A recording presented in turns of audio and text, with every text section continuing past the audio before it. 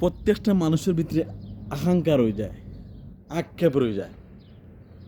যদি মানুষ 500 কোটি টাকার মালিক হয়ে যায়, মানুষের আকাঙ্ক্ষা রয়ে যায়, কেন আমি 1000 কোটি টাকার মালিক হলাম না?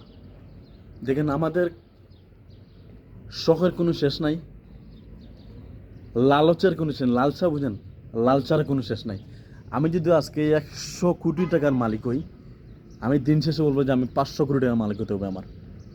যদি আমি একসময় 500 কোটি টাকার মালিক হয়ে যাই, তারপরে আমার আক্ষেপ থাকবো কেন আমি 1000 কোটি টাকার মালিক হলাম না। সো আমরা দিন শেষে মানুষ, আমরা মানুষের কোনো দিন চাহিদার শেষ হবে না। চাহিদা যত পারেন কম, মানে কম রাখবেন। টাকার চাহিদা, বিলাসিতার চাহিদা, যদি আপনি নিজেকে চাহিদা চাহিদা নিজে চাহিদা কমাতে রাখতে পারেন না। চাহিদা বলতে এটাই তো বলে লালসা। নিজেকে যদি সেফ রাখতে পারেন লালসা থেকে, অতিরিক্ত লালস থেকে নিজেকে যদি সেফ রাখতে পারেন, জীবনে উন্নতি করতে পারবেন বা জীবন সুন্দর উপভোগ করতে পারবেন। বুঝতে পারছেন?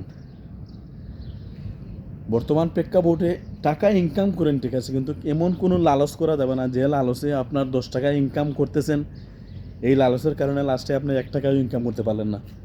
নিজেকে নিজে সেফ রেখে টাকা ইনকাম করেন। আমি বলতেছি না যে টাকা ইনকামের দরকার নেই, টাকার অবশ্যই দরকার আছে, কিন্তু নিজেকে সেফ রেখে টাকা ইনকাম করবেন। এমন কাজ করবেন না যে লাস্টে আপনি আপাতত আপনি 10 টাকা ইনকাম করতেছেন, পরবর্তী আপনি এমন এক সময় 2 টাকাও ইনকাম করতে পারবেন না।